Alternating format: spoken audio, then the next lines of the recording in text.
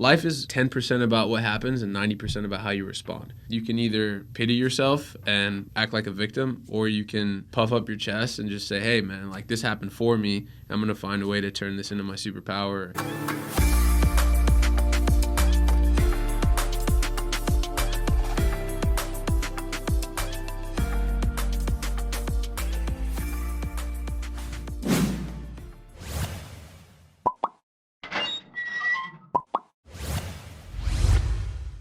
Welcome to Profession Session. I'm your host, Brody Vinson, and in this show I interview professionals of all types, whether it be corporate stars, business owners, or entrepreneurs, and just talk about what's allowed them to be so successful so far.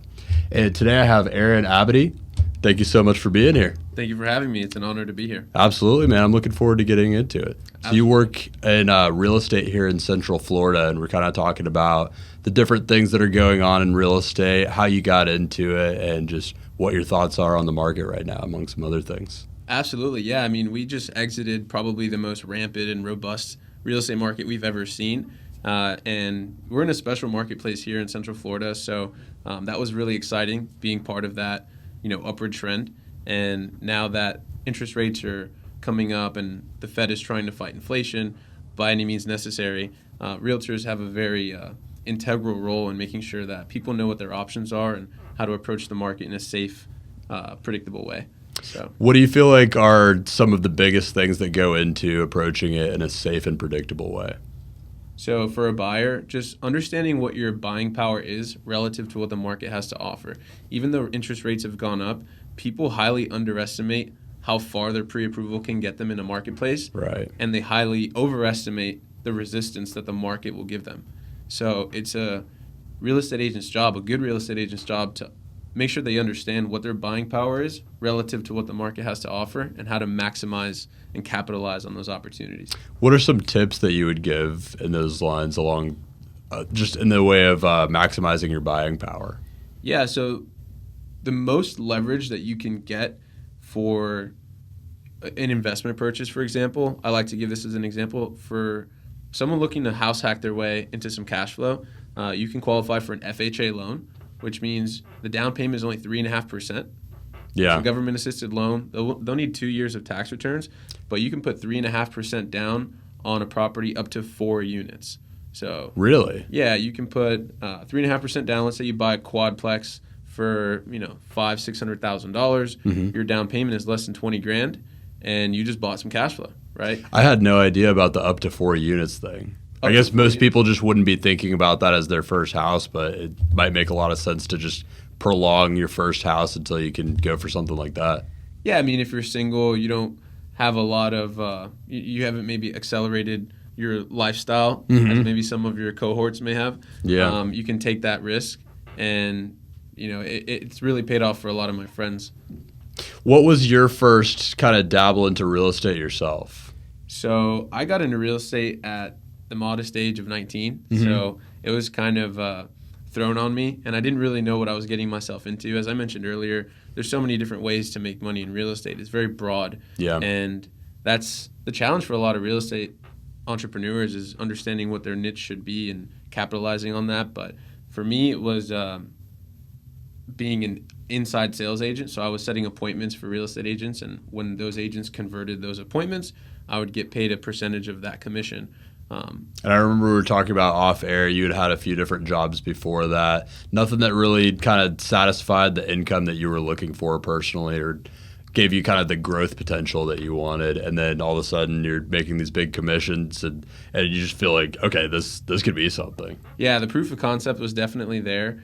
And, at the time, like making $3,500, $4,000 on one deal, like that was a lot of money for me. Yeah. And it's still a good amount of money. So that was, especially at this was when you were still in college or right after? This was when I was in college. It was my junior year. I had just rushed ZBT, and all my friends were kind of like watching me, making sure that I was going to do what I said I was going to do, because I was in captive one day. I was like, hey, I just got my real estate license. I'm really excited. But, I knew nothing about real estate. Yeah. So, it was really cool to see the results that I got in the first few months. And I will say I have to give a lot of credit to the team that I was on. They had a really almost militant style of generating leads, and the structure that we had in the office I definitely attribute a lot of my success to that. We were in the office every day from like 8 to 12, 1 minimum. Wow. And, most real estate agents aren't in the office every day. Yeah. So, yeah. But I really operate well with that structure and with that certainty. And I got into a good flow. I sold 23 houses my first year, 33 houses my second year. And It's wild. It's been about, 5.5 years, obviously with the pandemic and the ebbs and flows of just being a young entrepreneur in a commission-only environment. It's been very exciting, but now I'm starting to find some consistency in my business, and it's been a lot of fun. You mentioned that off air a little bit ago, the commission-only environment. I thought that would be a really interesting thing to touch on because that's so different from the kind of typical career path, right? Like when you've got hourly or salary pay that you're kind of used to, you can count on that has been established. When did you first go commission only with that? Was that as soon as you started as a real estate agent, or was there like a base pay at first? So there was a base pay at first. I will say that's an opportunity that most real estate agents don't get. But as an inside sales agent, I was making like $2,000 a month, and then a percentage of the appointments that converted. Right. And the percentage of the commission ultimately was a lot more than my salary. Like it was like 10% of whatever the commission was. And if the average commission is $7,000, if I make another $700 on an appointment that converted, I didn't even have to like represent the client or anything like that. I could easily double or triple my income just by being really good on the phones. But that opportunity, I was only in that role for like 2 or 3 months. And then once I started to see how much money the agents were making, I wanted some of that. So. Yeah.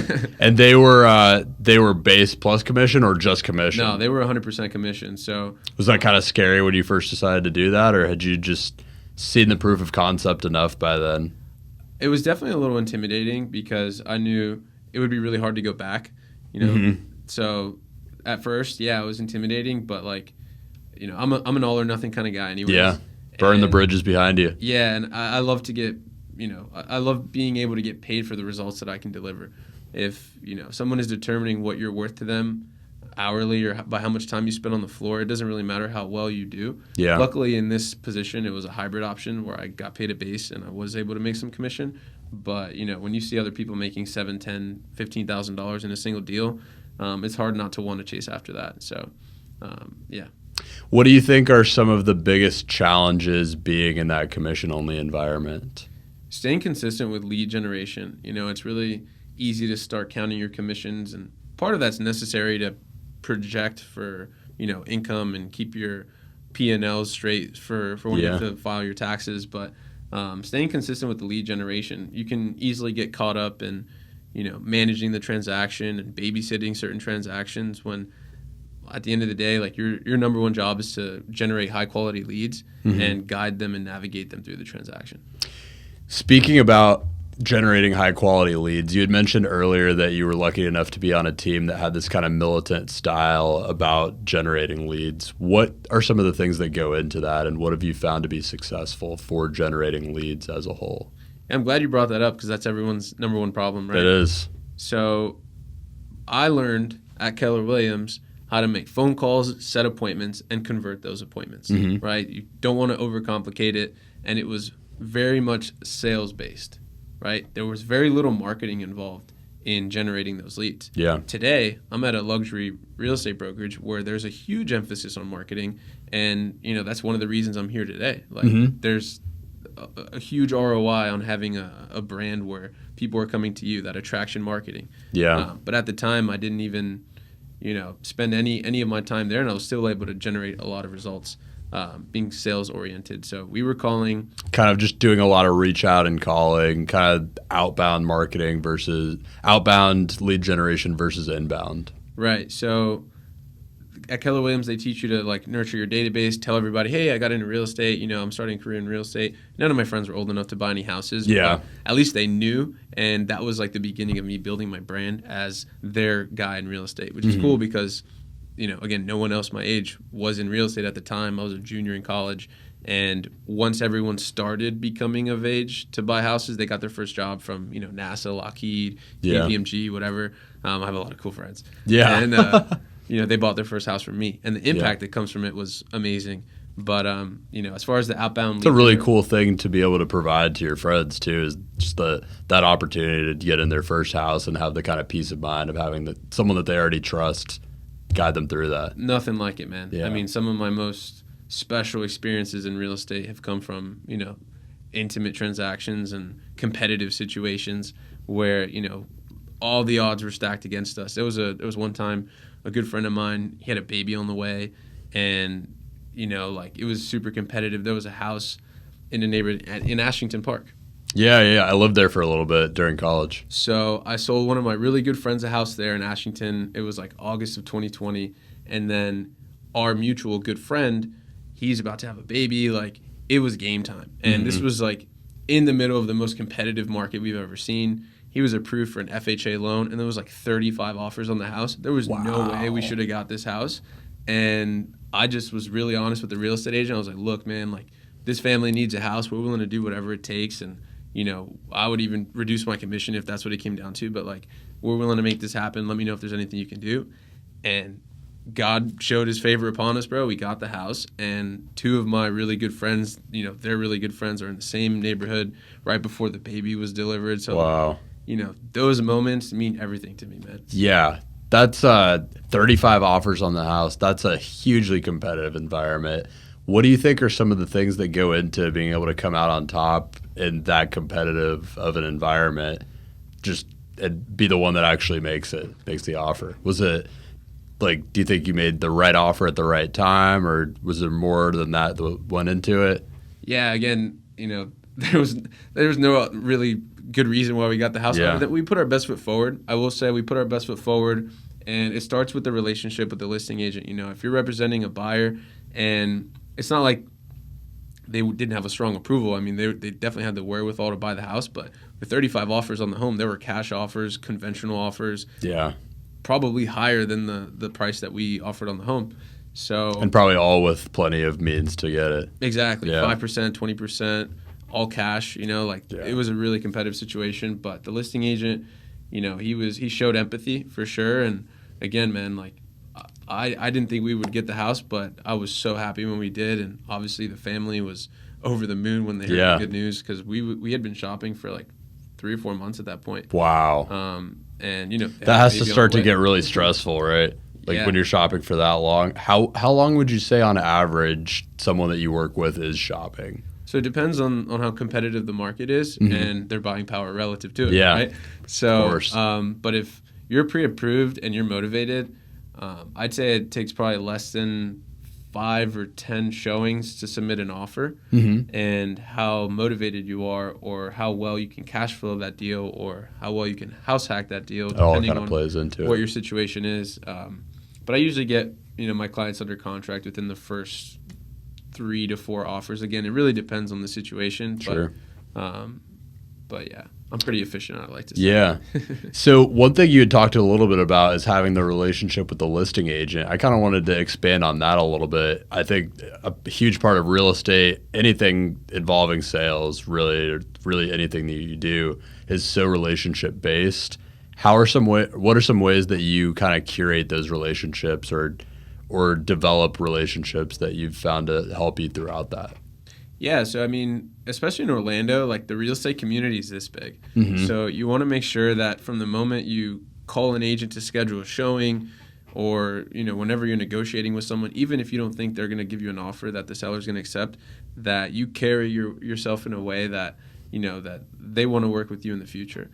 So it's really important just to keep that in mind at all times. You never know when you're going to see this agent again, or when they're going to have another listing that you're going to have a buyer one day that's interested in. So yeah, I would just say, be mindful of that. And from the moment you schedule the showing, just like dot your I's, cross your T's, and, put your best foot forward. Yeah. So another thing I wanted to kind of touch on is you had described this being in this highly competitive market. And I think that's kind of started to change a little bit. What was that like going through that, going from the highly competitive market to it kind of slowing a little bit? What has it been like so far? So with interest rates having gone up, I mean, you can literally feel the amount of buyers in the market changing. Yeah. And I mean, you see it on Zillow. Asking prices are coming down. We're not seeing negative price growth yet, right? Like prices are still appreciating, the market's still growing, but asking prices are coming down to meet buyer affordability. Right. It's still a seller's market, and because we have supply issues, like there's not enough homes available for the buyers that are looking here, prices are still rising. But because interest rates have gone up, you see asking prices come down, especially on like multifamily investment properties. Cash flow, cash flow is becoming more expensive to purchase. Yeah. Right? So therefore, even though the markets, the market rent is keeping the values propped up at a certain amount, because interest rates have gone up, most retail buyers who are getting an FHA loan to house hack that property aren't able to afford as much. So sellers are definitely feeling it. Do you think that that's kind of a representation of the entire market in Florida right now, or do you see? I guess it might be tough to tell being so focused on Central Florida, but do you think Central Florida is kind of mirroring the rest of Florida right now? That's a great question. I think primary markets are more resilient and more insulated to any downward pressure that you'll see. So, for example, I just sold a home in Ocoee for $565 in 4 days. Wow. Interest rates at the time were averaging around 7%, but I will say the house was super renovated, and there was a comp across the street, comparable sale, for $600,000. So it was the only offer we got on the property, right? There wasn't 7 offers, 10 offers, but the buyer was putting 20% down, conventional loan, and the lender waived the appraisal. So there's no. Oh wow. Yeah, there's no question as to whether or not it will appraise, or whether or not the seller will get that number. Is that common for the lender to waive the appraisal? I would think not, but yeah. No, not at all. I mean, unless you're putting like 20 to 25% down, then the lender's most likely going to do an appraisal. But if the buyer's really strong buyer and like they're putting a lot of money down and they have a really good job, remember, you're getting a loan against your income. It's not against the house in most cases.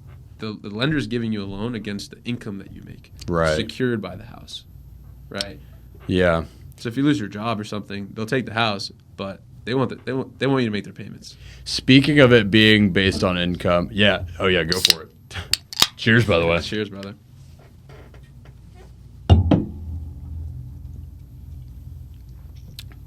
Speaking of it being based on your income, right? One thing I've talked about a little bit, and this is very relevant to me personally, so a little bit of a selfish question here. I've talked to people in real estate about how it's a lot more difficult to kind of break into a real estate investment or buying a house, whatever that may be for you, if you're a business owner, or if you're kind of an entrepreneur, just because you've got a little bit less of a stable situation to look at. Have you seen challenges around that kind of as you've gone through that, just dealing with people that don't have conventional jobs? That's a great question. Yeah, I mean, being self-employed, it's definitely a lot more difficult to obtain financing as opposed to someone who has a W-2 job. You know, they get a paycheck every week, and if you recently graduated college and you have a job offer letter, you can qualify for a loan just based on that in most cases. But if you're self-employed, especially when you're self-employed, most entrepreneurs, most business owners, they're writing off a lot of their expenses. So the qualifying income or the income that they put on their tax returns isn't enough to justify a $300,000, $400,000, $500,000 loan for primary residence. I struggle with the same thing. You know, the first few years I was in real estate, wrote off pretty much everything because I didn't want to pay any money in taxes, but I wasn't thinking long-term enough, realizing that, damn, one day I'm going to want to like buy a house and house hack my way to freedom. Yeah, exactly. I'm dealing with that right now. Excuse me. No, you're good. But yeah, so I mean, you could do a bank statement loan, which is really popular for self-employed individuals, which is actually a really common loan program that we offer. I have a buddy of mine right now. He makes really good income. Like, you said a bank statement loan? Yeah, bank statement loan. So they'll see what your deposits amount to, month over month and year over year. And as long as you have 12 to 24 months of bank statements showing consistent deposits, then you can qualify based on that. Your interest rate will be slightly higher. Gotcha. But it is a creative way for business owners to get into a home or to get into an investment property without having a traditional, Yeah, I had never heard of that. How big of a interest rate increase does that tend to be? it's kind of like you're electing to have it assessed that way in exchange for a slightly higher interest rate. Exactly. Yeah. Don't quote me on this, but I think it would be at least 1 or 2 percentage points higher. Gotcha. And I would venture to assume that it's a non-conforming loan, which means the government doesn't buy these loans, right? So like an FHA loan, a conventional loan, the government will buy those loans, right? They'll throw them into like a AAA rating, and they'll sell them on the bond market. But non-conforming loans, the government doesn't buy them. Gotcha. So they're a little less secure in that sense. Gotcha. So a little less security, a little higher interest rate that you're trading for that. Exactly. But you don't have to forego the writing off of all the expenses that you're used to writing off. Right. Ideally, you will want to put some qualifying income on your tax returns. Like that's the easiest way to do it, and that's what I'm doing now. My goal in the next probably 6 to 8 months, depending on what the market does, is to buy a triplex, quadplex. I think triplex would be kind of that sweet spot because interest rates are a little high to justify buying a duplex. It'd be pretty difficult to cash flow a duplex right now. Yeah. Unless you're putting like 20% down. But if you want to do FHA, I think a triplex is the way to go. Gotcha. Yeah. So zooming back out a little bit, we got right into the real estate talk pretty heavy there. I did want to talk a little bit about your background, though, and just how you got into it. We mentioned kind of how you started a little bit, but what was the biggest thing, aside from like the money making and some of the opportunities you got, what were some of the other big things that played when you realized that real estate was the way to go for you? Yeah, I mean, I come from pretty humble beginnings. Like, I didn't have a ton growing up, but I always knew I wanted to be an entrepreneur. I heard that word, and I was like, whatever that is, like, I want some of that action. It just sounds cool. Yeah, it sounds cool, and, that's how this country is built. Like, we live in a capitalistic society, and the way the tax codes are written up, it rewards people who takes those risks and reinvest that money back into the economy. I didn't know it at that level when I got into the game, but I saw the proof of concept that I was able to make, good income, especially for my age, selling real estate. So that's kind of why I stuck with it. And then the world opened up, and real estate kind of became everything. Yeah. So, it just kind of fell in my lap, and then life always gives you what you ask of it. So I just kept putting my head down. And again, the environment is super impactful. So as long as you put yourself in an environment that's conducive to your goals, you can expect to see a lot of results. But I think too many people try to do it on their own, or they let their ego get in the way, and it ends up being a lot more difficult than it needs to be. You said putting yourself in an environment that's conducive to your goals. Could you expand on that a little bit? I like that point. That concept is perfectly illustrated in what's that book? James Clear, Atomic Habits. Yeah. Yeah. So I haven't read this, but I need to because I've heard it book. Suggested so many times. Phenomenal book. I mean, it's as simple as like, if you want to reduce the amount of screen time that you have on your phone before you go to bed, put your phone in a different room. Yeah. Right? And it'll also help you when you wake up in the morning because the alarm is in a different room. You literally have to get up, walk over there to snooze the alarm. I'm in the kind of the midway point of that. I have mine just on the other side of my room. There you go. I mean, whatever works for you. Yeah. Just make it easier to achieve your goals, and those small wins compound over time. So, working from home for me is a big, like energy killer because, as you know, I'm on the phone with people facing rejection, dealing with a lot of like stressful conversations at times. And if there's no one else in the room to like hype me up or say, hey, maybe you should have said this, or like, good job, how did that conversation go? Congrats on that pre-approval. It's really difficult to keep that fire burning by yourself. So, before I got into real estate before the pandemic, so it was like really easy to be in the office a lot. But, times have changed a lot, even in these last 3 or 4 years. And now it's like even more important for me to be in the office, lead generating and calling with other people who are on the same mission. So, there's even times where I'll go like lead generate with some of my realtor friends at their office just because like the energy is really good. So like other offices? Yeah. Makes sense. I mean, you're doing the same thing. 100%. What does a typical day look like for you in lead generation? I know you mentioned earlier when we were talking that your week kind of like from day to day it varies a little bit. You kind of have these cycles of like when you're working on certain things. I guess maybe walk us through like a typical week for you. Yeah, so that's the benefit of being an entrepreneur is no 2 days are the same, right? Very true. But there is a lot of value in having consistency. So Mondays are typically a little slower just because the consumers, clients are getting back to work, and they don't really have a lot of time to talk real estate on Monday unless they're like highly motivated and they need to see a house in the afternoon or something. But Mondays are typically really good for processing transactions, getting offers in from over the weekend, and there's enough downtime for me to spend some time marketing or doing something like this where I can create some content and get my brand out. But every day I do like to get up and go to the gym.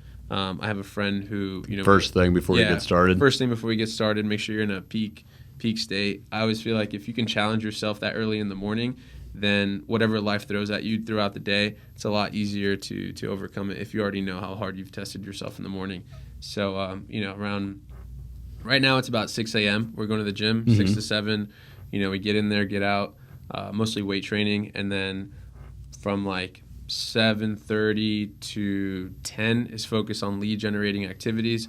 So, outbound prospecting, following up with past clients, things like that, nurturing the group of people, my community of people that have either transacted with me already or are looking to transact in the future.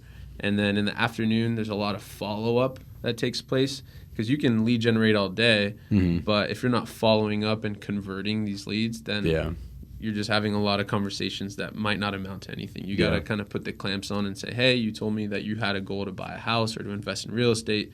When's a good time for us to grab some coffee or see some houses or et cetera, whatever that next step is. And then I do have coaching once a week, which has been super impactful in my business. I recommend it to anyone who wants to take their business to the next level. And you got to realize that it's more than just business coaching. Like I heard this quote one time in Keller Williams: your business will only grow to the extent that you do, right? You can't expect your business to grow more than you, right? Makes sense. Yeah. So one, you got to make sure that you're always challenging yourself, whether that be physically, mentally, ideally both, spiritually, emotionally. Those are all areas of your life that, you need to expand on. And if you neglect them, they will show up in your life and probably your business too. I think a lot of growth, whether it be personal or business-wise, comes from defeating maybe preconceived notions or thought patterns that you're stuck in. What have been some big ones for you personally? Whether it be personal or business. Yeah, I don't make decisions for other people. Yeah. Right? Like, you ever feel like, damn, I don't want to call them because they might be busy. Or, that's a great example. Like, give them a call. There's no reason why you shouldn't call them. If you leave somebody a voicemail and you call them back the next day, like, did you bother them? Would you be offended by that? No. So why do we get in our own way? And I think that just comes with, like, the amount of volume, like, the amount of calls that we're making. It can, because sometimes people say, hey, it's not a good time. But, like, again, you don't make other people's decisions for them.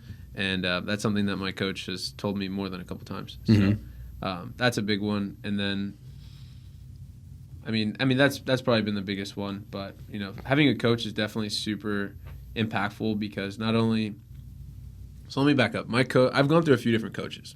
Really? Okay. I wanted to start – actually, I was going to kind of zoom out anyway and ask what led to the decision to first get a coach? Was it kind of seeing other people have them, hearing about it? So when I was on my first real estate team, that team, we sold like 300 houses a year, and we had a team of like 10 people. Wow, okay. Right.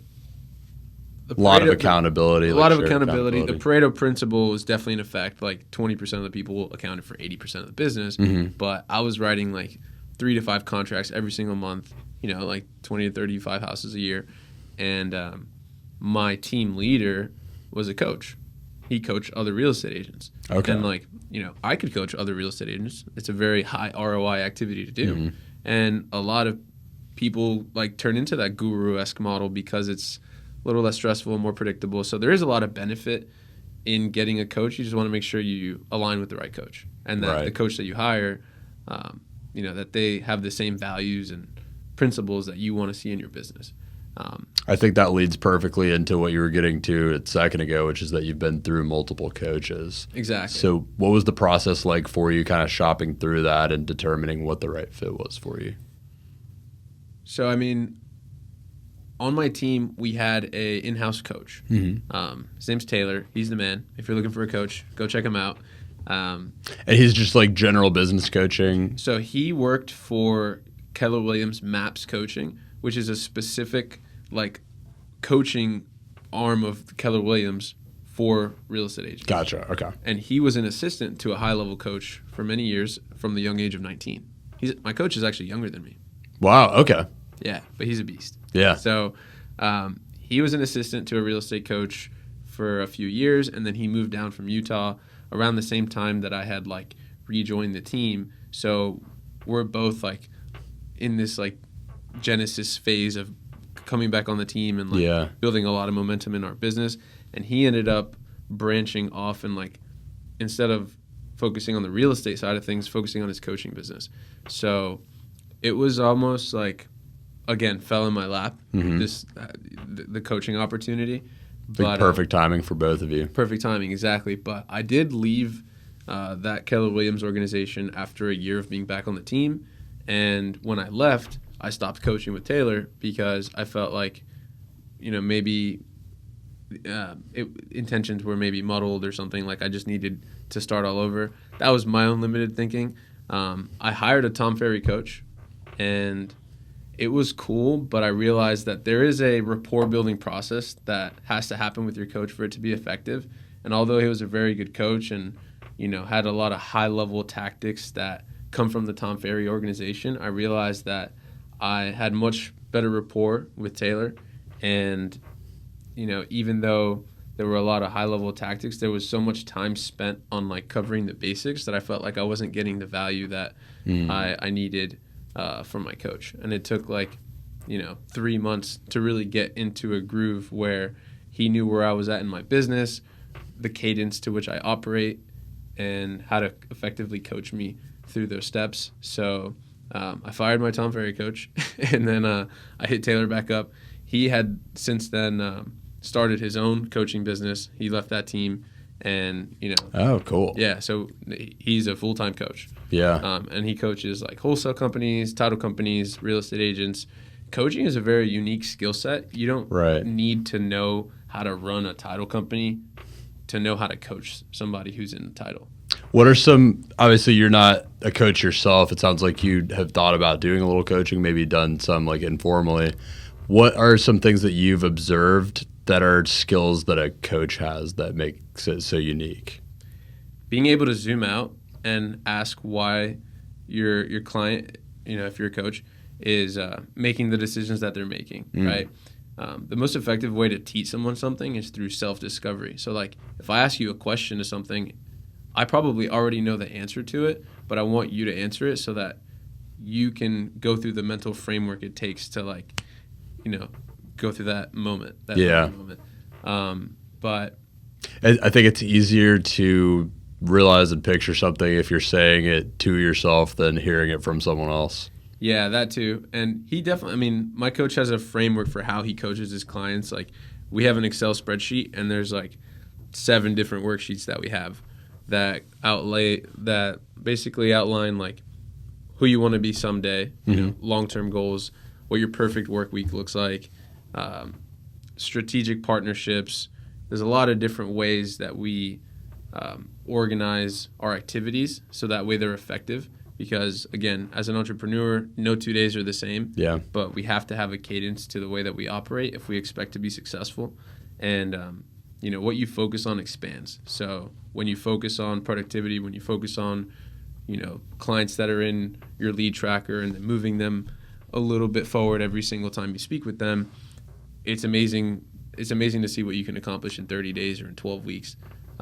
Especially if you focus on it like that and you get granular with your goals.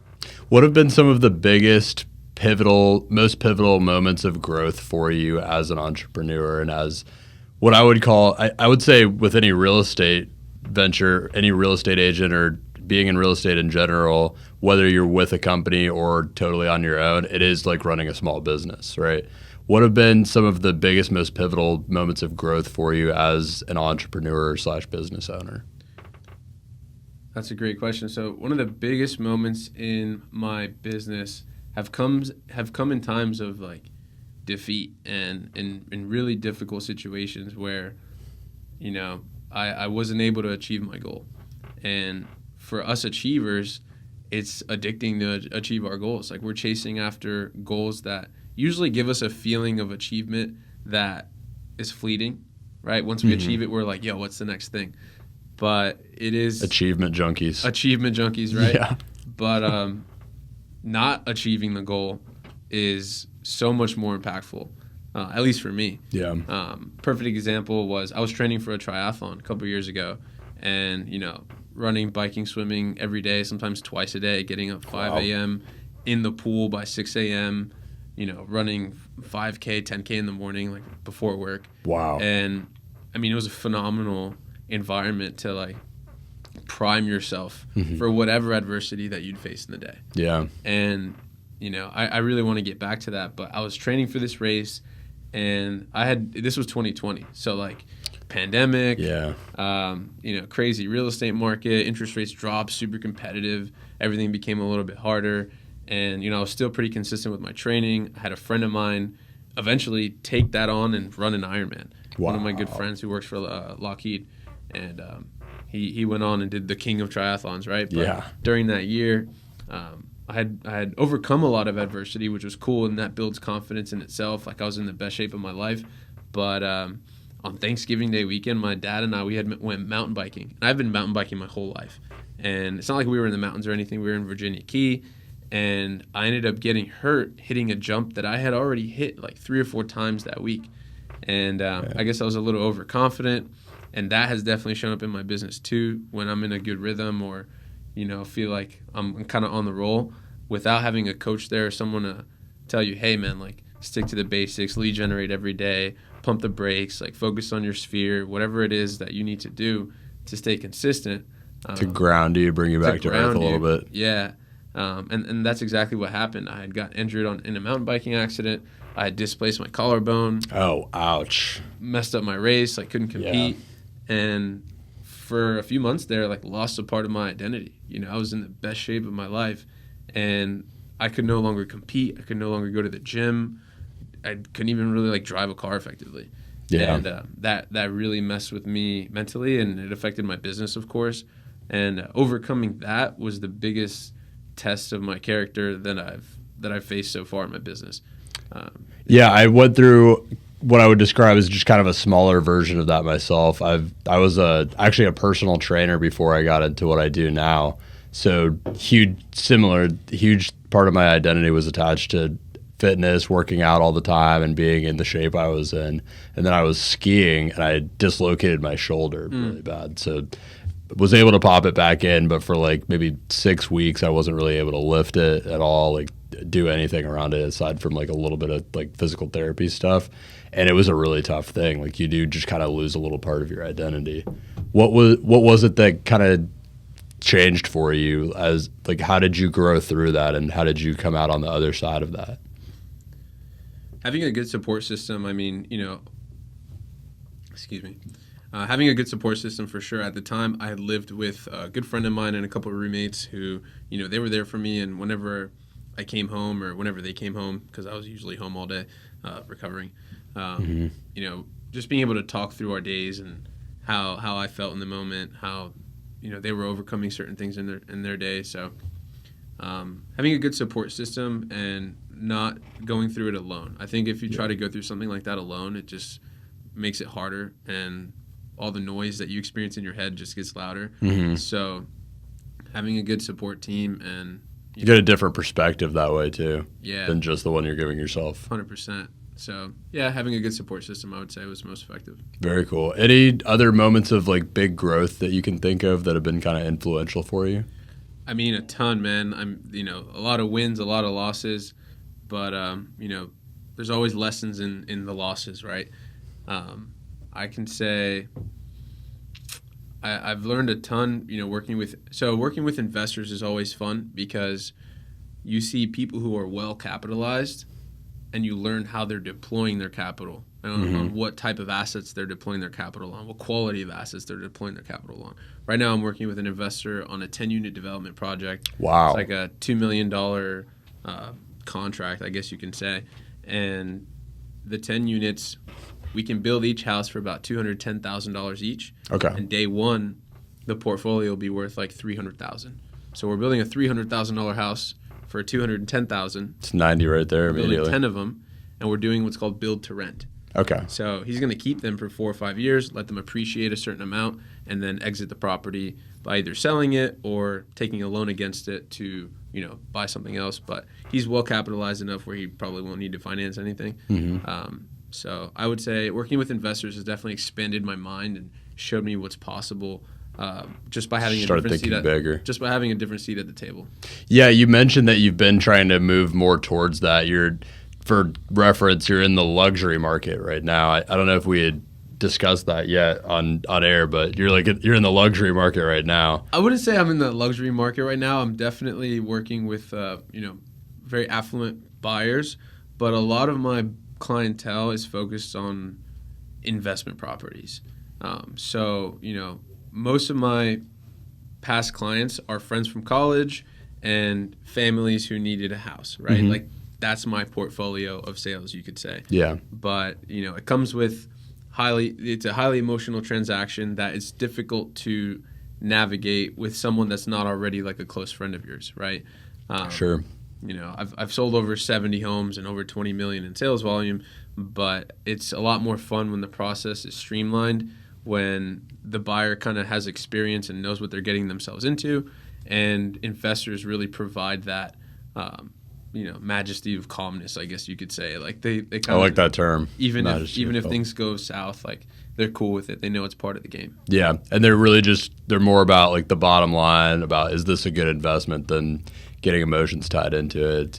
And I would imagine emotions get heavily tied in, especially when it's someone's primary residence that you're talking about. If it's not someone's primary residence and it's kind of this new venture for them, it probably removes most of the emotions. Exactly. So think about, representing your average buyer, $300,000 to $600,000 price range, and then multiplying that by 10, right? Mm-hmm. Like emotions are going to come with it. So yeah, and a lot of stress by extension.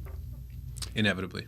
Yeah. So moving into more of the investment side, you mentioned it kind of expands your mind, allows you to think a little bit bigger. What are some ways that you've seen that play out for you? What are some kind of changes that you've had in the way that you think about real estate? So before we hopped on air, we talked about the different ways that you can make money in real estate.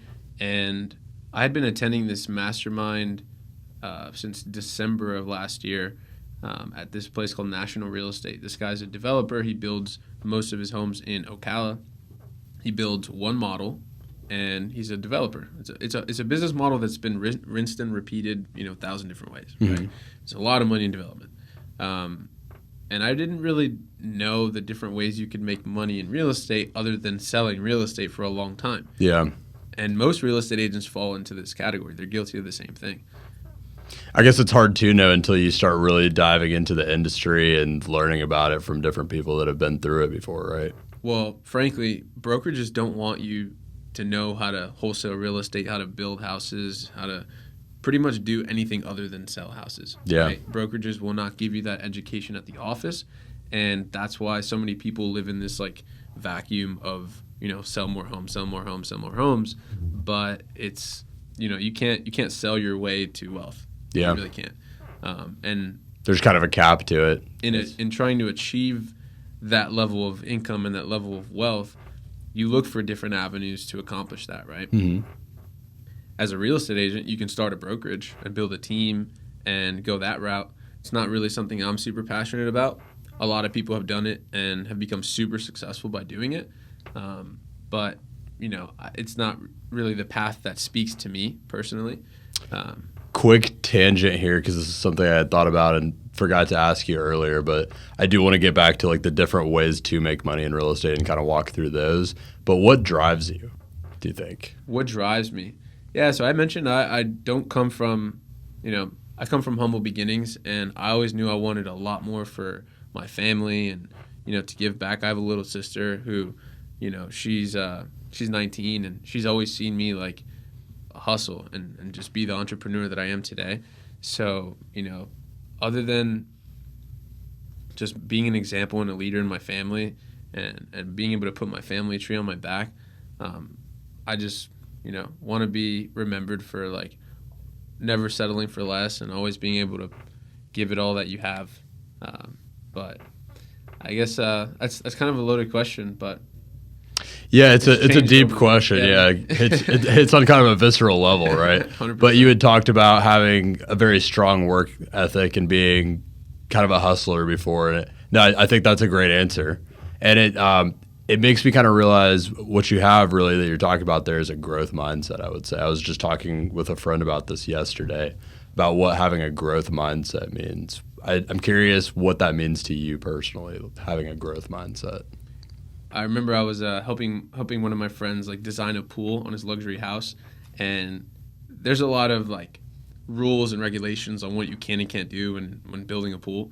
And he's like, I don't see walls and obstacles. I see opportunity. Like we can build a pool up here, like a slide, Yeah. and just looking at things from a perspective where you can. It's not like, if you're tested, life is 10% about what happens and 90% about how you respond. So if something comes at you and you didn't expect it, like you can either pity yourself and act like a victim, or you can, puff up your chest and just say, hey man, like this happened for me. I'm going to find a way to turn this into my superpower to overcome it. Yeah. I'm out on top. I love that. So getting back to the ways to make money in real estate, you were talking about development there for a bit. There's a few other ones we talked about off air, though. I'd like to talk about wholesaling a little bit. So could you describe like how you view wholesaling? Yeah, so I mean, as a real estate entrepreneur, two of the easiest ways and most simple ways you can build capital is by either representing clients in the traditional market or wholesaling real estate. Now, wholesaling real estate, you don't need your license for. It's pretty cool. I didn't realize that. Okay. Yeah, you don't need your license for. It's more of an investment activity, right? Because let's say you're a fix and flip investor and you come across wholesale deals all the time. A wholesaler is trying to assign a deal to you. You can actually get under contract with that wholesale deal, and if you don't like it, assign it to someone else. Yeah. Right? So if I back up a little bit, wholesaling is the art of finding ugly houses and getting on the phone with the seller or doing it in person, getting that property under contract for a price that allows another fix and flip investor who's actually going to renovate the property and exit the property via a sale or refinance for a price that allows them to do that. So, for example, if the after repair value, the ARV for a property is $300,000, you would need to acquire it at a price that gives the fix and flip investor enough of a spread to renovate the property and exit successfully. And So if they're looking for like a $50,000 spread and you're looking to make $30,000, you need to be purchasing it at $220,000. Right. And a lot of wholesalers are trying to get rich off one deal, and that's not the way to run a wholesale business, right? It's a volume thing, probably, right? If a fix and flip investor sees at the closing table that you made a larger assignment fee than he's going to make on the flip, it's very unlikely that he'll do business with you in the future. Yeah. And I'm not saying that you shouldn't run your business like that, but real estate is very relationship oriented, and again, how you carry yourself, how you do anything is how you do everything. And you just want to be transparent as a wholesaler, as a fix and flip investor, as a real estate agent with whoever you're working with, what your intentions are, and what you're looking to accomplish. So I think wholesalers do a very good thing for the marketplace, especially in a downward trending market. They're the ones finding good deals for fix and flip investors, and fix and flip investors are providing inventory for the market that wasn't there before. Yeah. Right? If they didn't fix it up and make it look nice and renovated, that's not a house that you would have bought. That's not a house that you would have rented. Yeah. Right? But they're doing a good thing, and it all starts with the wholesaler. So wholesalers can get a bad rap because they have to buy the property for as cheap as possible. And you can imagine how those conversations play out over the phone with the seller. Again, it's very intimate, and it's highly emotional. But I would imagine those are probably some of the most emotional situations. Oh, yeah.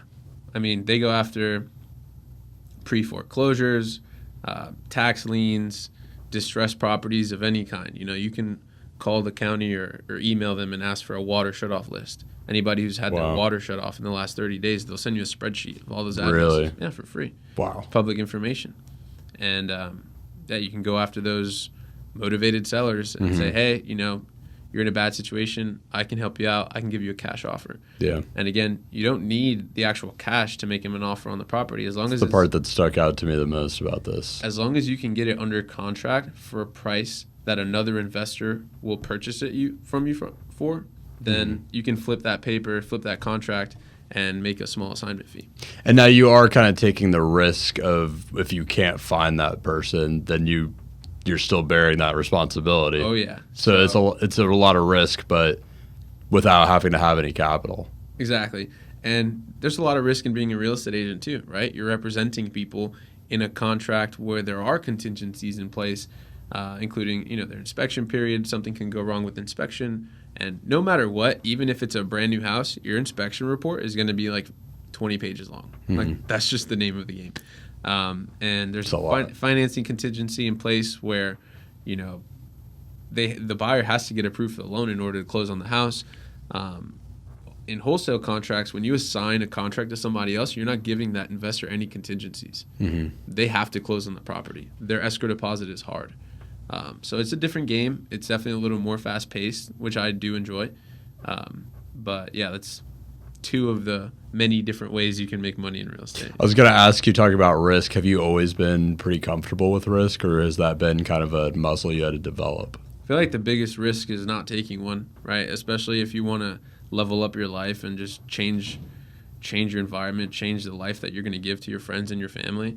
The biggest risk is staying where you are right now. Yeah. So I've always been prone to risk, even unnecessarily so at times. But no, I've become very comfortable with risk, and now I've been comfortable with taking less and less risk as I deploy more, capital into my business, into marketing efforts, into relationships, things like that. Yeah, I guess you kind of, in a typical career like this, you got to kind of take some risk up front to position yourself to a place where you can start to have the capital to be able to pursue those lower risk ventures. 100%. So we had covered development and wholesaling. Could you talk about redevelopment a little bit? Yeah, redevelopment, another name for redevelopment is fix and flip, right? So as a fix and flip investor, usually they're building capital, right? So I think about the evolution of the investor a lot, of the real estate investor. The evolution of the real estate investor usually starts with cash flowing a small multifamily property because maybe they have $20 or $30 or $50,000 and they want to buy themselves into some cash flow, enough so to cover their living expenses, right? Once you have your living expenses taken care of, you have your time back. Yeah. You can focus on the deals that you want to go after, not necessarily the ones that you have to go after, right? You could probably quit your job if you have your living expenses paid for and you're not in real estate, right? And that's a common strategy for the beginner real estate investor. Once you have $100,000, $200,000, and you want to double it, you want to triple it, the quickest way to do that is with fix and flips, right? Unless you have a wholesale operation or a different business venture in mind where you can multiply your cash by putting cash in and getting cash out, fix and flip is like the most common way to do that. So usually fix and flip investors, they understand how to manage contractors. They can get private money, hard money loans is what they're called, or private lending on real estate assets. And they look for ugly houses. They look for distressed properties where they can come in, buy it for a discount, usually 67% of the after repair value minus repairs. That's like a common formula that most fix and flip. Gotcha. Use. Okay. Or 70% minus repairs. In a downward trending market, most people are becoming more conservative, so it's like 67 to 65% minus repairs. Okay. And then they'll buy the property in cash using that hard money loan, right? So there's no financing contingencies. They'll buy the property in cash and then renovate the property also using the bank's money, sometimes their money, but usually they'll use the private lender's money. And if you've kind of gotten to that point, like you were talking about that whole evolution, if you've gotten to the point and you have decided to quit your job by that point, you can avoid some of those repair and renovation costs by just putting in some sweat equity at that point. Yeah, but also you know how to manage the contractors and handle that. I haven't personally fixed and flipped any properties myself, but I have worked with investors who do that full time, who do it part time. And it's hard to scale if you're in the job. If you're constantly there, like trying to save money on installing some cabinets or something like that. It's easier to scale if you delegate that out. But yeah, I mean, if it's your first flip and you want to save some money on the demo, you could definitely like save $5,000 on demoing the property yourself. But that's typically up to the investor. Yeah. After their first deal, they have the cash flow they need to cover their living expenses, and at this point, they're usually trying to double whatever savings they have. So if you have $50,000 and you want to make it $200,000, then the easiest way to do that is to do fix and flip. If you can make consistently 12 to 15%, 20% sometimes on a fix and flip deal, that's usually what fix and flip investors go for. You'll want to do that, right? Like you want to do as many fix and flips as you can. So if you can make, $12,000 on your $50,000 investment, that's only 6%. So you make $24,000, that's 12%, right?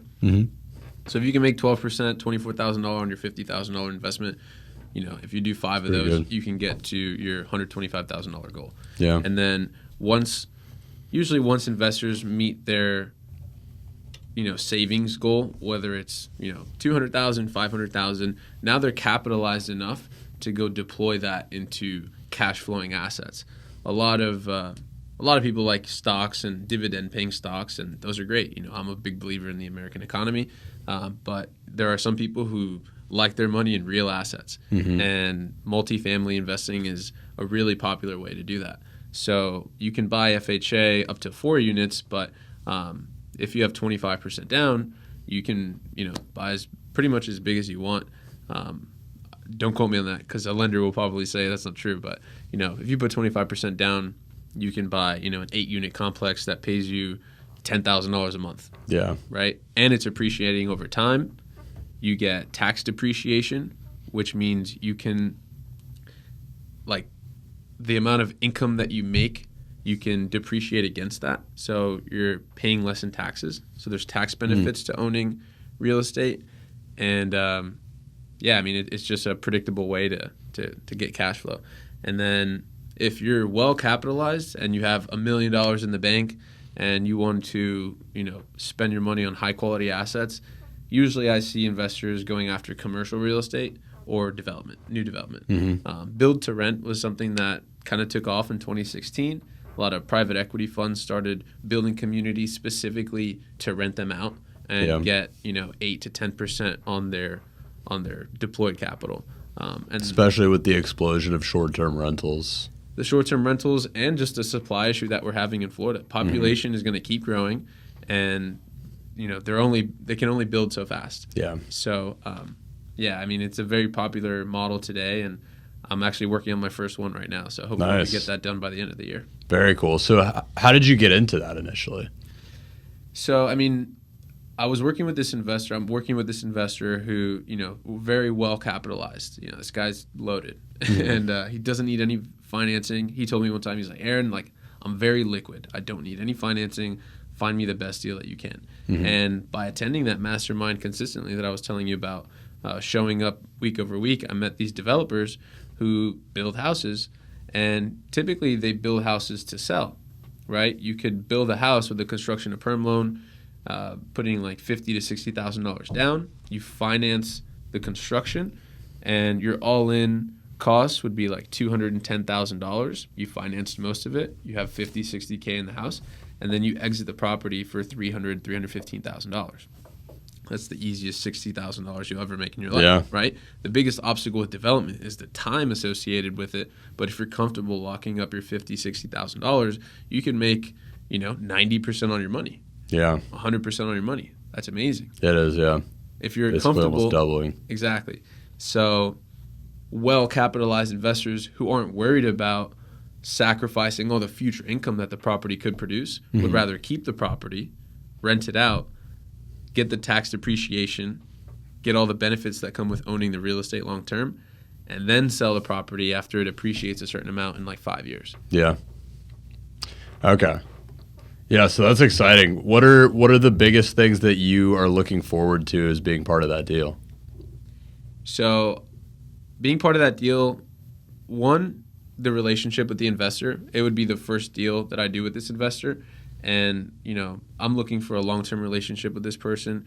He sees how persistent I've been, and at first, like, he wasn't warming up to me. I've been working with this guy for a year, and we haven't done any business yet. Yeah. So that's just just keep that in mind. Like, relationships take a long time to nurture, and especially people with money. Like, everyone wants what they have.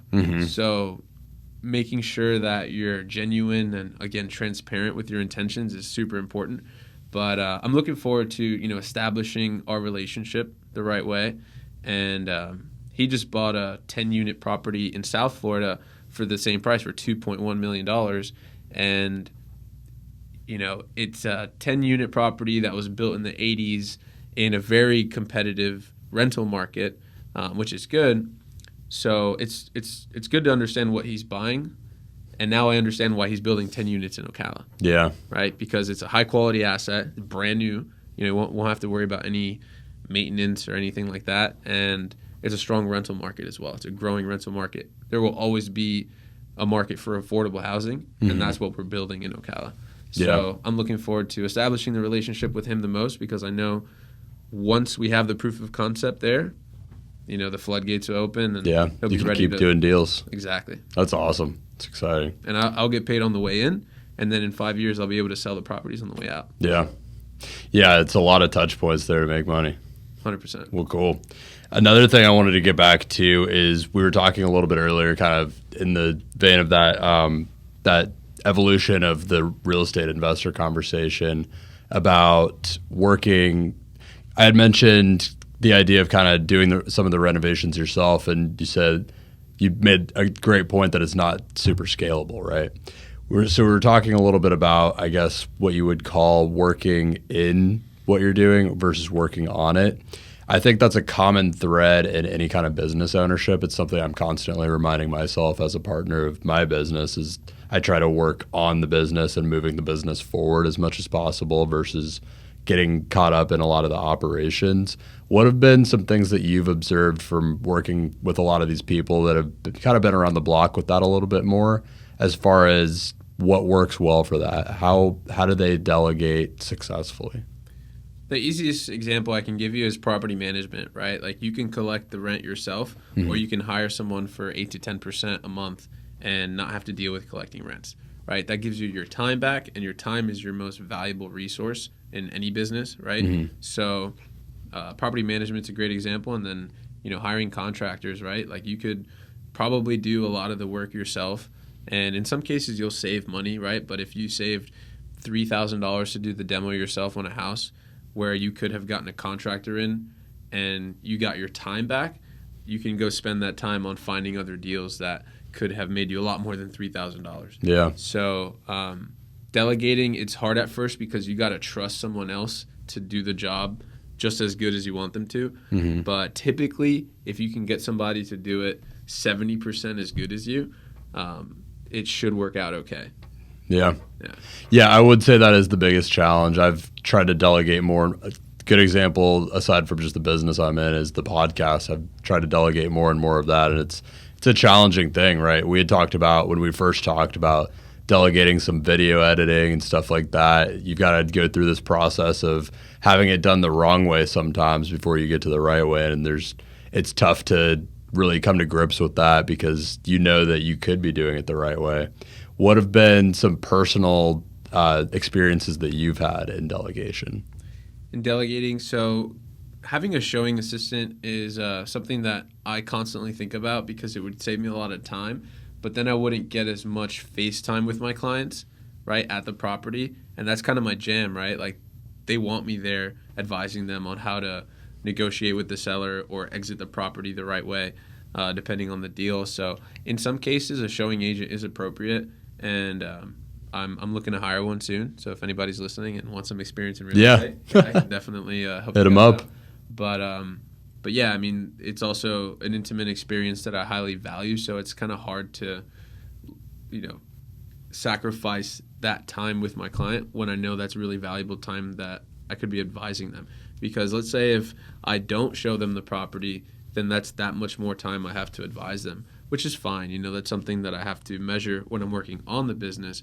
But I'd be much more efficient if I could advise them at the showings and make an offer on the property right there as soon as we leave. Yeah. So, I mean, there's an argument for both sides, and I'm sure I'll have issues scaling if I try to show all my clients every property. Sure, yeah. But, there's a practical way to implement something like that in a real estate business to find leverage. I guess it just comes down to finding the right person, being able to relay the values that you have as the person doing the showings and make sure that that can be replicated. That's exactly what it is, 100%. Yeah. And I guess I haven't looked for that person. So if I do find someone who's hungry and genuine and just looking to learn while making some good income at it, then I'm sure I'd be open to it. Yeah.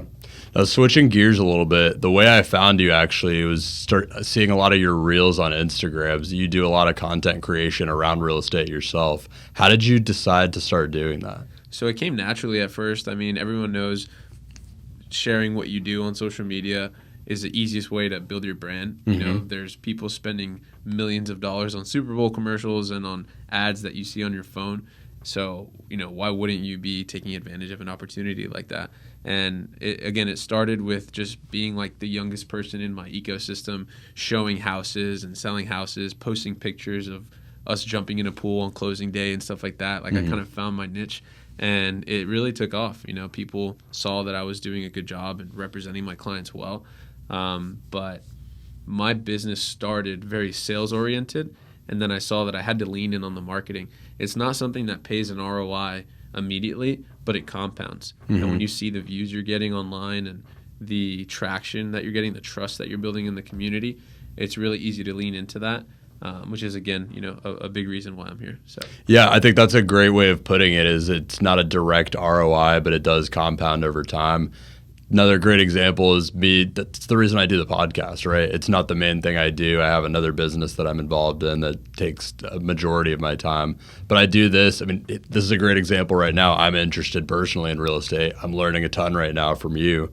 That the podcast is not making me direct revenue out of this, but here I am learning things that could allow me to expand myself and allow my audience to expand what they're doing. And you just got into an Airbnb yourself, right? I did, yeah. And I kind of got into that because I had started doing the podcast, talking to people, learning things, and it just kind of builds from there. You build your knowledge. I think it's a great way to build your knowledge, and just doing content yourself. You put yourself on the hook to be putting out good knowledge and do it and conducting yourself in a certain way. Absolutely. Yeah, I mean, it definitely takes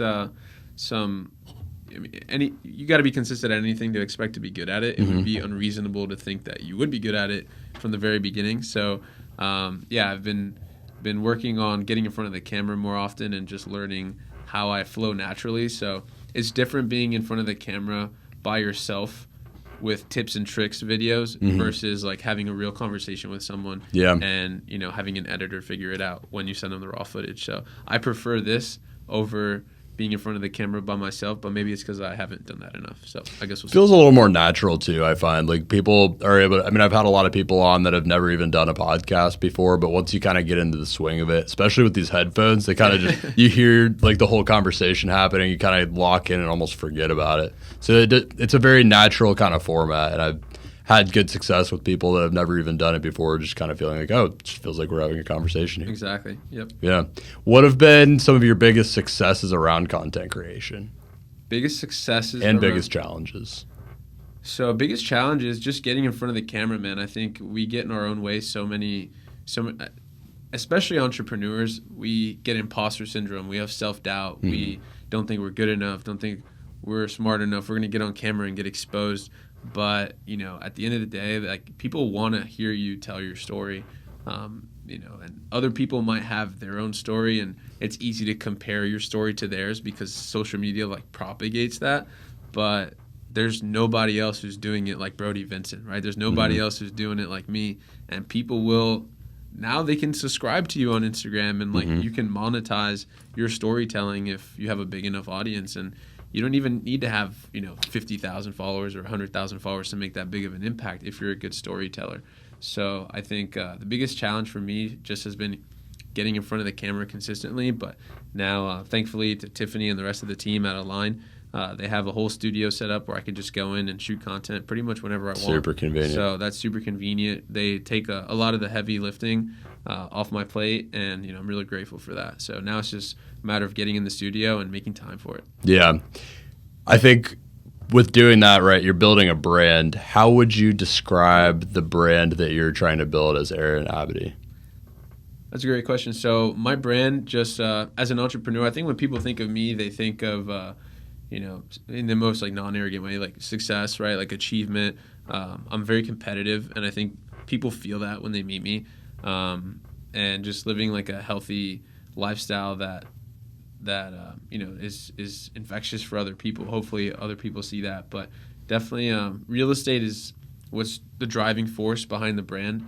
But, it's not always the right investment for everyone. Mm-hmm. In residential real estate, there's not, like, you only buy your primary residence one time, and then you're out for a few years. Yeah. So you can't constantly market to those clients because it would, like, just be inappropriate. Yeah. So as an entrepreneur, I do want to find other ways to provide value to those people outside of real estate.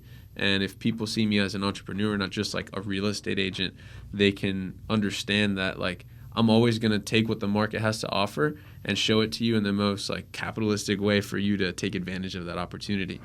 Something that has kind of presented itself in some of my networking and masterminding is e-commerce. Right now we're offering Amazon stores where we do all the heavy lifting, all the product research. We have physical warehouses where, we house the inventory. If you want to open up a store, it literally just takes, a certain deployment of capital, anywhere from like 10,000 to 40,000, and the splits that you receive are based on like your initial investment. But you're talking about like Amazon FBA kind of? FBA. Yeah. Amazon FBA. My sister's getting into that right now. So right now we're seeing anywhere from like 20 to 30% ROI on your initial investment. Wow. And typically people like to roll that investment back into the store to buy Sure. more inventory.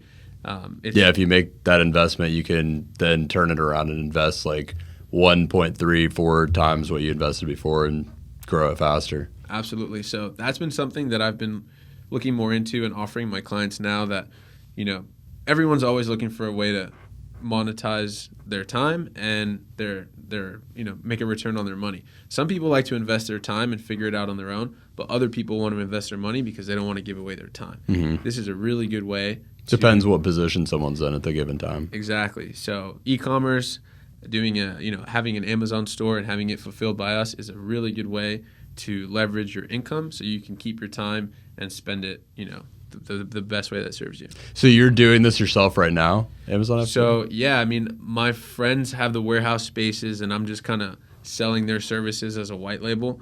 But yeah, it's been working really well for their clients, and it's something that I want to get into because everyone's looking for a way to make a return on their investment. And real estate is great, but it's not for everyone all the time. Yeah. Right. And I'm not going to like sugarcoat it and be like, oh, you should always buy a house because it's the Yeah. best thing in the world.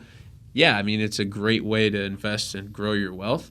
But sometimes people are looking for a different investment, and if you don't have something else to offer them, they're going to go somewhere else. Very true. So I guess it sounds like the brand you're trying to build is like an entrepreneur and someone that people can come to learn about different ways to deploy capital profitably.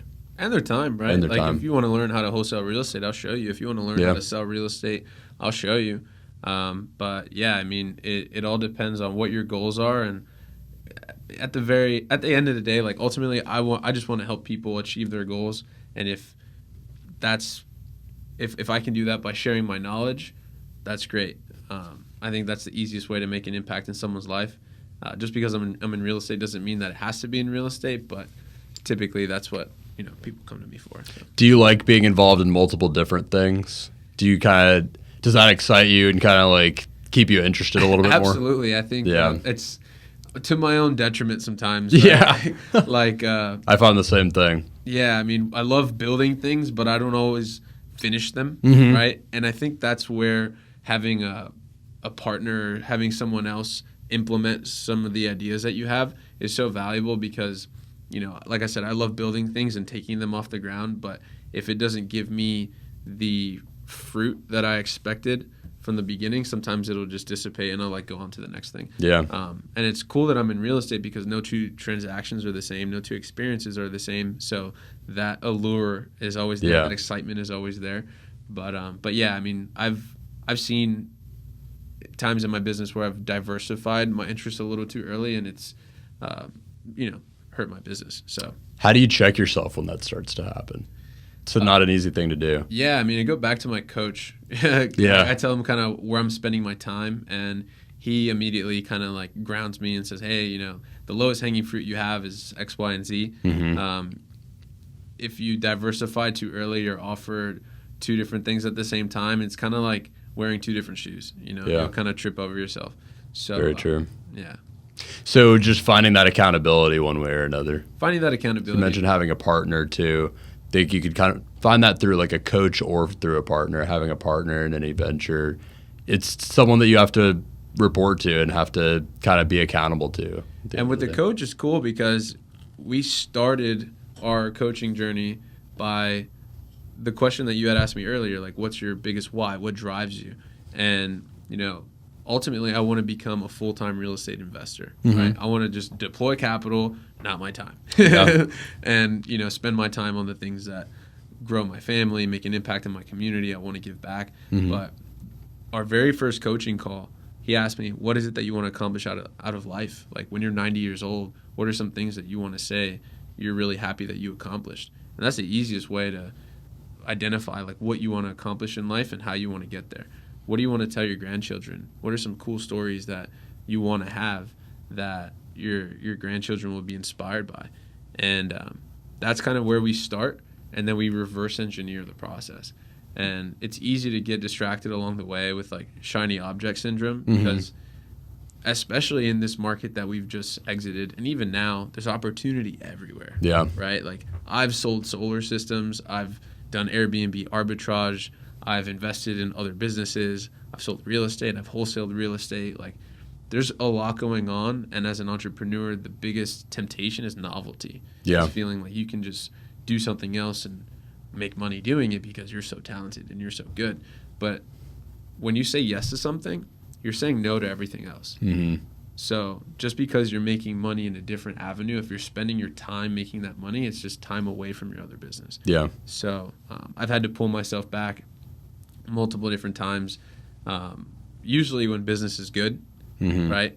That's when it's easy to not make the calls that you need to make, et cetera. But now, I'm really leaning into marketing and building the brand because when you, the ROI on your brand is almost infinite, right? It is. When you there's longevity in it. It's something that it can't be taken away from you either. Exactly. So now that's where I've been spending the majority of my extra time. Yeah. Building the brand.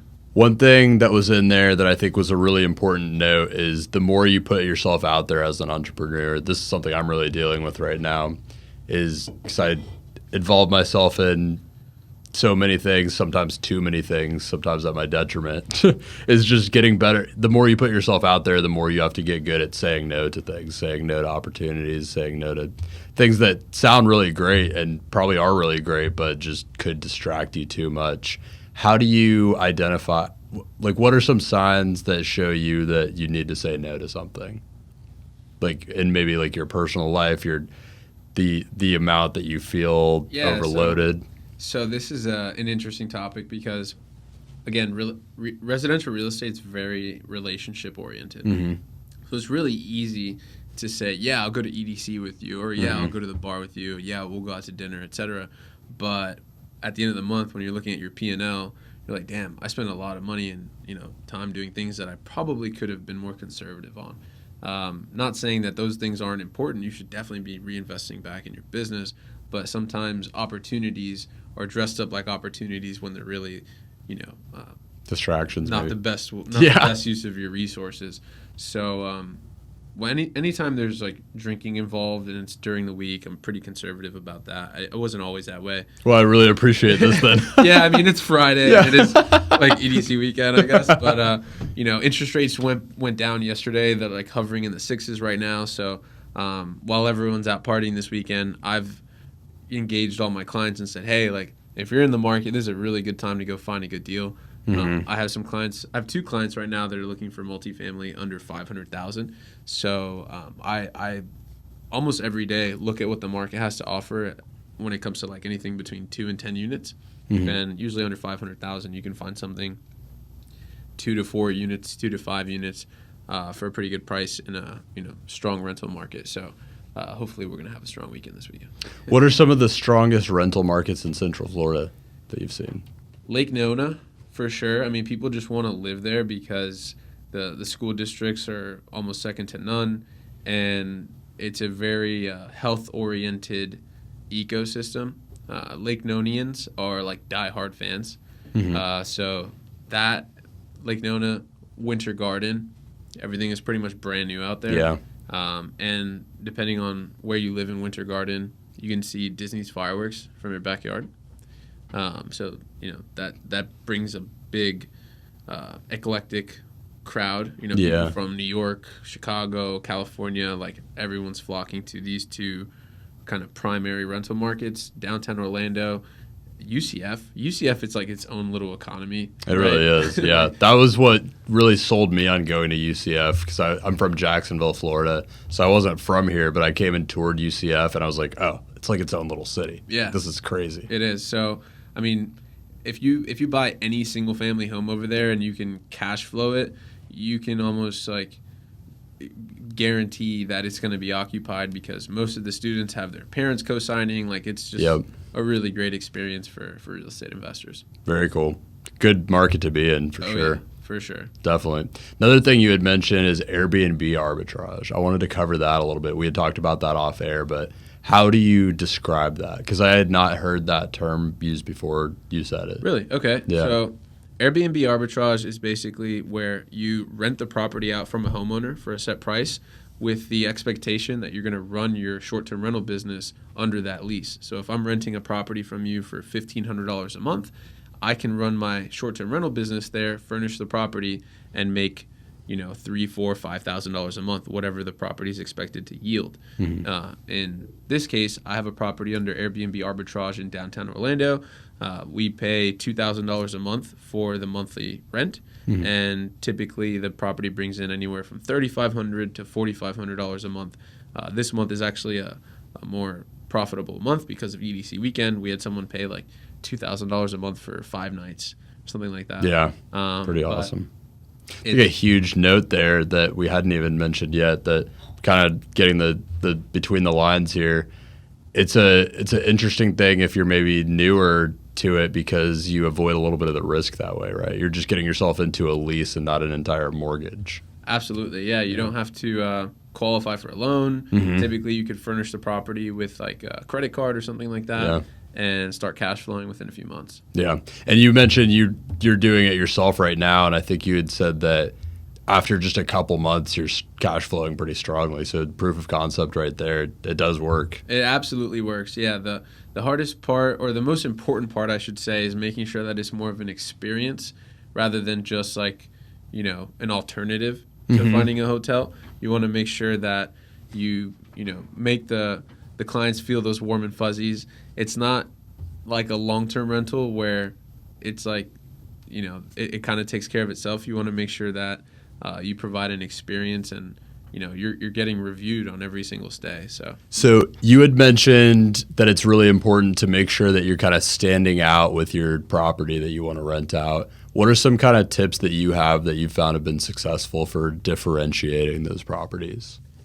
Airbnb provides a magnificent platform that provides the demand for short-term rentals. So you don't have to worry about whether the property is going to be rented or not.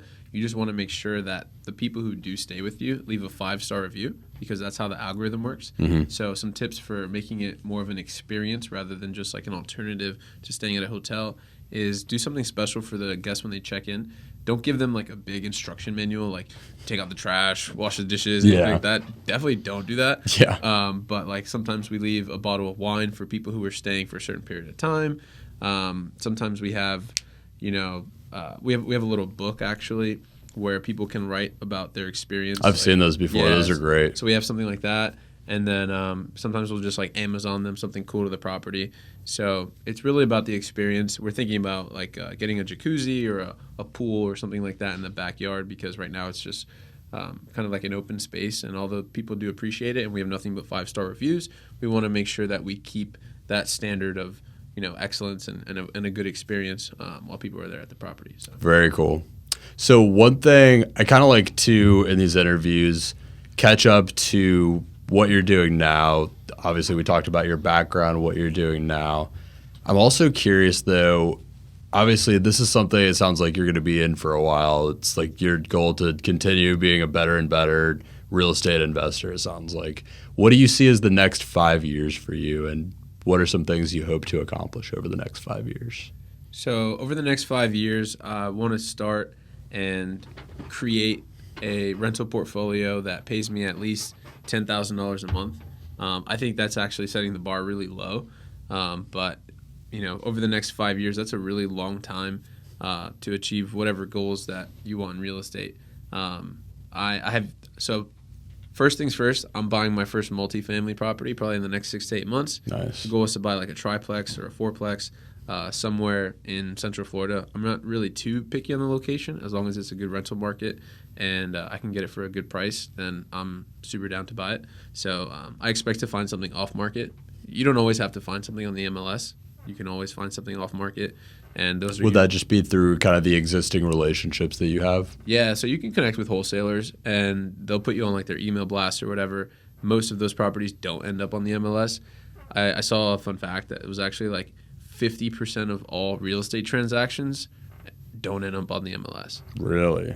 So there's That's a wild. huge like real estate economy that takes place off of the MLS. I think real estate is so unique in the sense that it is so competitive, but at the same time, it's so relationship based, even from real estate agent to real estate agent. There's so much cross selling going on and all kinds of stuff.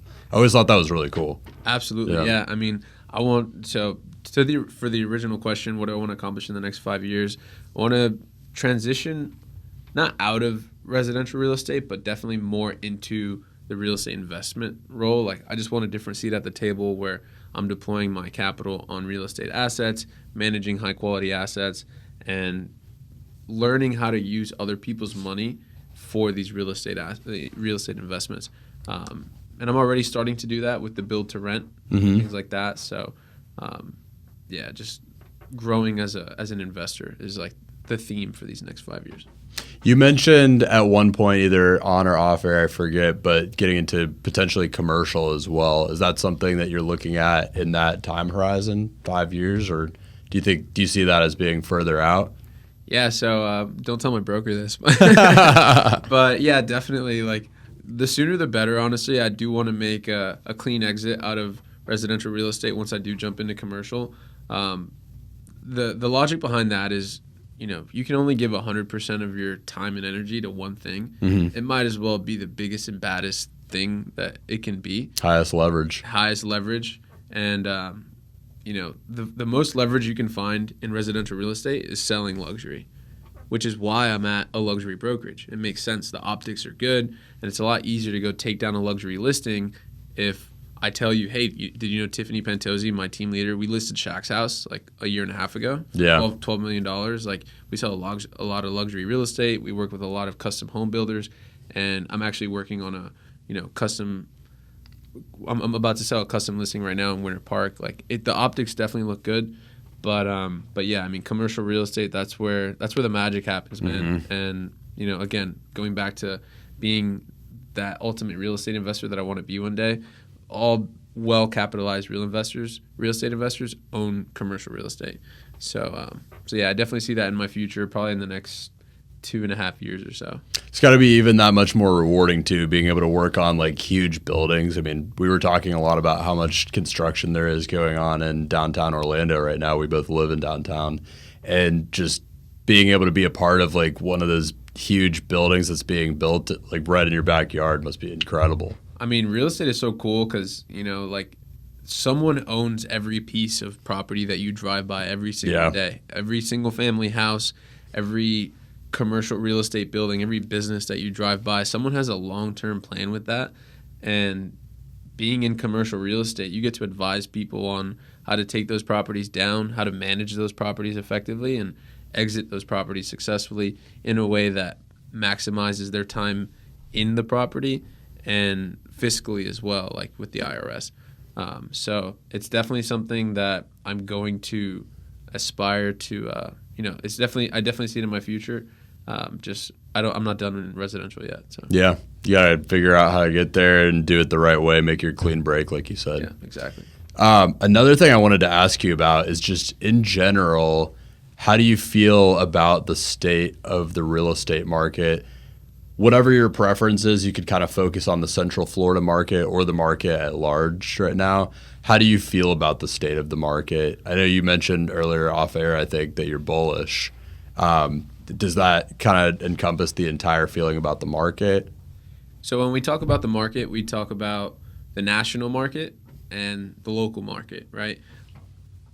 My insight, I can give you the best insight on the local economy, and I can also give you my opinion on the national economy and what interest rates are going to do. I have this microeconomy theory that primary markets like Miami, Tampa, Orlando, Dallas, just these primary markets where there's good employment centers, a lot of jobs, a lot of job growth, and a lot of economic driving forces. Those markets will be a lot more insulated and protected from the downward pressure that we're seeing from interest rates. Population growth is another thing too. Like if population's constantly rising and there's not enough homes or inventory to house these people, then we're constantly going to have a supply issue driving prices up. So it really depends on what the long-term monetary policy is from the Federal Reserve. Inflation data came out yesterday and it looked pretty good, and rates went down today. So it really depends on where interest rates are and where they stand over these next few years. But I'm bullish on the local economy for sure. I think because of the supply issue, real estate is a very safe investment. Even if you buy something with 5% down and you don't have a lot of equity in it right now, and you feel like we're in a downward trending market, your home's still going to appreciate if you're in a primary market. If you're in a secondary market or a tertiary market like, Daytona Beach or Gainesville or, even in those markets, we live in Florida, so it's hard to see negative price growth in those areas. Yeah, Florida's population is exploding. Yeah, Florida's amazing, but like for whatever reason, if you decide to move to the West Coast, you can definitely expect a lot of downward pressure on pricing. But it really depends on what you buy. If it's a move-in ready home and it's completely renovated, I think there's always going to be demand for that. You can call it luxury. Luxury is not a price point, by the way. It's like an experience. So if the home is move-in ready and it's renovated, it doesn't matter whether it's $350,000 or $1.2 million or $5 million. If it's renovated and it's in a good area, it's going to sell. Yeah. Very cool. So I have a couple repeat questions that I'd like to ask in every podcast. We talked about this a little bit off air, but my first one is, and I'll use your kind of starting point of being 19 and first getting into real estate for this. If you could go back in time and talk to a young Aaron at 19 when you're first getting into real estate, having the wisdom and knowledge that you have now, having learned over the years being in real estate, what are a couple things you would do differently and why? Yeah, I would definitely tell my younger self, don't let other people's opinions get in the way of you taking the action that you want to take. They're not paying your bills, and you just have to go for it. The biggest risk is not taking one, and to go after bigger deals. Bigger deals are going to find you more leverage. Of course, you want to lean into your sphere and take care of your people, but there's no reason why you shouldn't be doing more and connecting with people who are accomplishing what you want to accomplish. So definitely surrounding yourself by people who push you, inspire you, and motivate you, but also not letting other people's opinions get in the way. Love that. And then the other question that I have for you is, and the show is called Profession Session. I have kind of a thesis with the show that is really why I started it, and it's that many different things can be a profession, and being a professional looks different to everyone. I always get a different answer from this question. But the question is, what does it mean to you personally to be a professional? So Profession Session, I love the name, by the way. Thank you. It definitely rolls off the tongue. But being a professional means that you hold yourself to a standard that most people don't, and not in an arrogant way, but as an entrepreneur, as a business owner, as a professional of any sort, you're holding yourself to a standard that, again, most people don't have the luxury to, right? And you can't hold anyone else to a standard that you don't hold yourself to. And I think that's what it means to be a professional, is holding yourself to a certain standard and allowing other people to be infected by that and to see that, okay, this is how you operate your business. I'm going to follow suit. Yeah, I love that. Well, Aaron, anything else you would want to leave the audience with? Don't let fear get in the way of investing in real estate, or at least participating in the market. Even if you don't have a lot of capital, you can definitely, learn from people who are wholesaling real estate. Creative finance is a phenomenal way to get into the real estate market. We didn't even talk about that today, but we still got time. Yeah, Yeah. So don't let fear get in the way of you getting in the market, and just learn the different ways that you can get involved in the real estate market. Wherever you're at, everything is relative, right? So don't compare yourself to someone who's doing a ton of deals or doing a bunch of fix and flips or wholesaling a bunch of properties just because, they're on your social media and you follow them. Like, understand where you're at, know thyself, know where you want to go, and understand how to close the gap. Closing the gap is where all the growth happens. And if you're not looking at your goals every day as far as where you want to go, then it's easy to get distracted or compare yourself to other people who look like they're doing more. But definitely take advantage of the self-awareness that you have and the amazing economy that we're in. Like, you only get one shot at this life, so might as well make the most of it. I love that, man. Well, thank you so much for coming on. This has been a very enlightening conversation. I learned a ton about real estate and also just a ton about entrepreneurship, growth, being a business owner, and just growing personally. So I really appreciate it. Yeah, thanks for having me, man. Absolutely. This has been great. And I will put everything on how to find Aaron in the show notes if you're listening on audio, or the description if you're watching on video. And this has been Profession Session. Thanks so much for tuning in. Until next time. Thanks so much for tuning into Profession Session. I'm your host, Brody Vinson. Stay tuned for new episodes every week and short clips of deep dives into specific topics that I put out on different social media channels. We could be found on YouTube, Instagram, LinkedIn, Facebook, TikTok, all major podcast platforms. You can find my guest in the details of this video or podcast. And if you happen to know a young standout business owner, professional, or entrepreneur that you would think would be a good fit for Profession Session, DM me or get in contact with me anywhere and just let me know, and they could be the next to tell their story here. Until next time, again, this has been Profession Session. Stay focused, stay hustling, and stay networking.